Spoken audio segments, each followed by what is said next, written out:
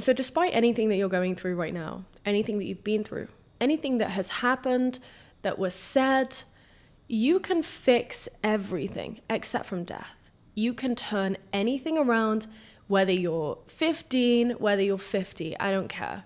You can transform every single part of your life if you truly want to. And I very much so believe that. But not only do I believe that, I know that because I have done that. And so I want to talk about the major two transformations in my life that I have encountered so far, and I'm sure there'll be many, many more.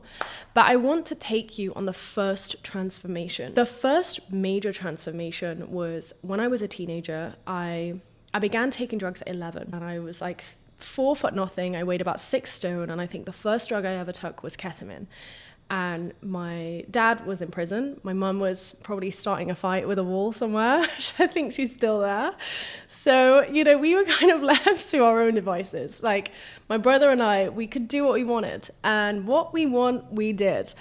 And so, yeah, that was my kind of teenage years. 14 to 15, 16, I was off radar. Like, it was unbelievable. The things that I would get into, the drugs that I were taking, the things that I were doing, it was out of this world, right? And so at 15, 16, I really had done it all. And I decided I no longer want to be this person anymore. And change then, guys, was so unimaginable to me, I couldn't even fathom. And the one thing that really saved me was the fact that I love reading. To this day, I love reading. I'm so curious. I love learning. I love learning new things. I love, embarking on new journeys. I just loved reading. And this proves, because if I didn't have that quench for knowledge and, learning new things, I wouldn't be here today. Because, for example, my brother, who didn't have that and was left to his own devices, truly left to his own devices, he's just got out of prison for the second time. This is really when I can see, just going off topic a little bit, how you can see, the crimes in London, for example. People are getting their arms chopped off. These boys are going around with machetes and knives and in gangs. These are people from horrendous backgrounds that have been through trauma we can't even imagine. And they are in pure survival mode. And so please love your children. Please love yourself. Please stop having children if you cannot give them the proper life that they deserve. Like, I'm so passionate and also disgusted by this, because if it was up to the family that I came from, I would have had 5 kids and I would be in a council estate, and that would be my life. That would be my trajectory of life. And, thankfully it was up to me. And I managed to leave Leeds, where I'm from, and I started learning how to trade. I started learning to trade the currency market, investing in stocks, investing in crypto. I moved to Australia and I began living a really beautiful life. I lived in a gorgeous penthouse, could buy what I wanted, when I wanted. As I said, I've always made good money, but at this time I was making it, spending it. And so here's the thing, because I transformed from literally the gutter to now living la vida loca, whatever, I then felt entitled to, well, the world owes me something now. Look at everything I've been through. Look at the life that I had to go through. Look at what I had to be through. Like, now I'm entitled to these things. Like, you should give me this. You should do this for me. And here's the thing. I was both right and wrong. Yes, I deserve beautiful things, but nobody's going to give me that. Nobody's going to give you that. You give yourself that, not from external things, from in here. And so this was really my fake transformation, because I thought, because I'd left Leeds, I had changed and I was a brand new person and you couldn't tell me any different. And I had this chip on my shoulder and nobody can mess with me. And I had all these layers to protect me as well. So I was extremely angry all the time. It's very volatile. Oscar Wilde has a beautiful quote, which is, "A burnt child loves the fire." And that's what I was, a burnt child causing a fire every single place that I went. And because I was burnt, I wanted everyone else to suffer. I wanted everyone else to feel the pain that I felt. And that I did. And so at some point, you have to understand that trauma yes, the feelings about that trauma is valid, but at what point are you going to shift it? At what point do you stop playing victim? At what point do you take full control and ownership of where you are and who you are? And you're an adult now. It's no longer on your parents to take care of you. It's on you. And even though I had these external things going well for me, internally, nothing had changed. I may have read all these books, done all these meditations, and gone to these retreats, but I hadn't truly changed. I still hated where I came from. I still blamed my parents. They were to blame. How dare you put me through whatever, right? So I was a victim. I was in victim mode. Look at how hard my life has been carrying it around with me. It's so stupid though. I'm laughing because it's just so dumb. Like, let it go. I know it's like easier said than done, but like at some point, what happened to you was never your fault. But at some point, it becomes your fault. The more that you continue to perpetuate it, the more that you continue to sit in it and exacerbate, yeah, it's your fault now. And that's not to invalidate your feelings. That's just to be brutally honest. Like, the universe doesn't really give a shit about your feelings. It just cares what you're putting out there, and it will boomerang back. And so this was my fake transformation. And this is why I feel so confident when people come to me and they're in victimhood and I'm like, and I call you out. Or people say, I've tried everything, you haven't. And I can confidently call you out because I had done the same. For example, I started reading in this time living in Australia, Breaking the Habit of Being Yourself. And it's an amazing book by Joe Dispenza. And at the end, there's a 4-week meditation that you're meant to do every week, every day, every week, etc. I finished the book and I was like, okay, perfect. I've done the work now. Close the book. Didn't do the work, right? Didn't do the work. So I would want all these nice things and most of the time got them. But then I was like, why doesn't anything stick? Why do I always end up in this depressed state? Like, why does this always happen to me? Victim. Because I wasn't actually doing the work. I still had the same thoughts in my mind, even though things had changed externally. I still had the same thoughts in my mind of when I was 14, 15, all that hatred, all that vitriol, etc. So then it came to my breakup, which I've spoken about on this channel. And that was the pain that I needed to actually do the fucking work. And it was almost like every single meditation, every affirmation, every book that I'd read, every therapist that I'd seen, every retreat that I'd been on, it all just came into one. And I was like, oh, I know what I need to do now. Okay, like my life depends on it. So this was the actual, I'm going to show you now. This was the actual, I'll put a screen recording here. This was the actual notes page that I used to change my life. And these were the 9 things that were non-negotiable. Now, let me tell you, I was doing more than these 9 things, but these were non-negotiable. I actually had a friend living with me at the time, and she was like, have you finished your 8-hour morning routine, babe? And I was like, actually, I haven't. I've still got like 30 minutes to go. Can you leave?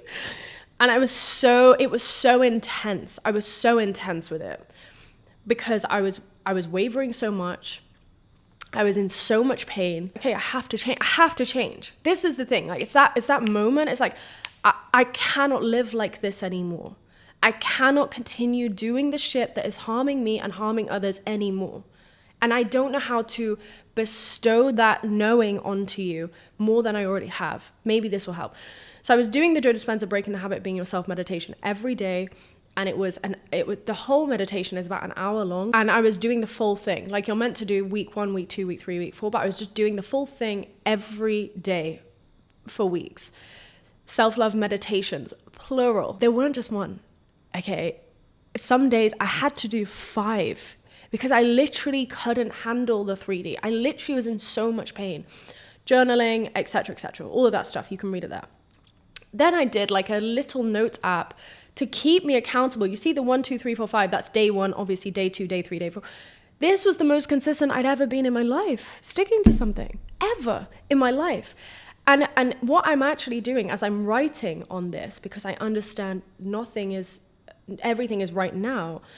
When I was writing how I'm feeling, I was exacerbating the positive and minimizing the negative. Because if I'd have really wrote down how I was truly feeling, it wouldn't have been anything. I put slightly obsessive. There was nothing slightly about it. It was all consuming. But remember, I love myself and I am worthy. Also, money is pouring in left and right, right? I love myself and I'm worthy. I didn't believe that. It was day 6.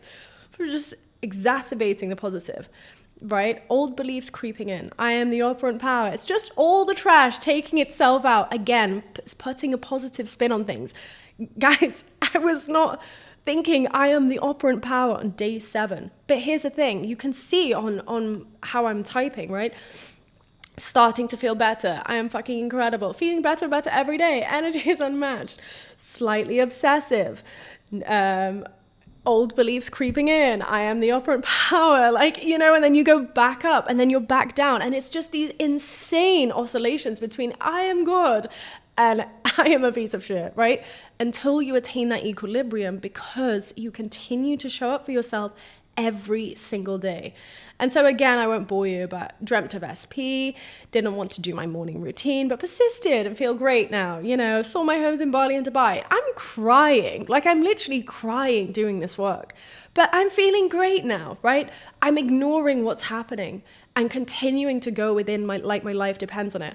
I lived in Battersea and I was running to Richmond in London. That's the other side of London. And back. I was doing half a marathon, like sometimes twice a week, because I literally couldn't handle being in my own body. And like when people come to me and they're like, oh, but I'm like, are you though? Because I wasn't ever once did I sit here and was like, things are just really bad. Like everything in my life is just really awful. Like, no. I'm feeling like shit. Okay, cool. I do the breath work. I don't want to do the work anymore, but I persisted and I did it anyway. I don't feel like this is working, but okay, state of acceptance and everything is going to be okay, right? So you coming to me being like, oh, but like, no, you're not changing anything. This was true change, because here I literally did not feel any of these things that I'm, maybe a little bit, but any of these things that I'm writing down is massively heightened than what it actually was, because I'm putting a positive spin on things. Coming back to the present moment, whenever I catch myself drifting, the present moment is all I have. The 3D is shifting. I can feel it, right? We're back up here now. I don't care. I got this. I'm fucking unreal, right? We're back up here now. Wobbled today, you know, back down. We're constantly oscillating. I won't bore you with everything, but you know, I did this for a good starting to feel lazy, old programmers trying it, woke up so late, Joe Dispenza, all of that, right? Whatever. So you kind of get the drift.